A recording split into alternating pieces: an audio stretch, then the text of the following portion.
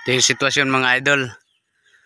Pag lalakas yung ulan dito, kawawa yung mga palayan. Ayan o, lubog sa tubig, baha.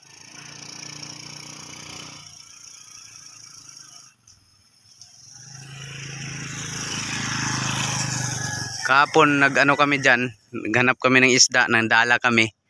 Mababaw lang yung tubig pero ngayon wala na. Pati yung dito sa gilid na palayan inabot.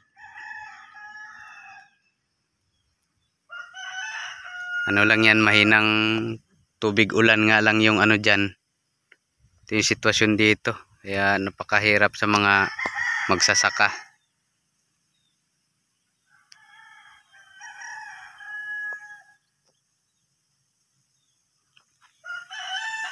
Meron pang nano dito sa gilid. Oh. Nilang tong kalsada mataas. Hindi basta-basta maabot.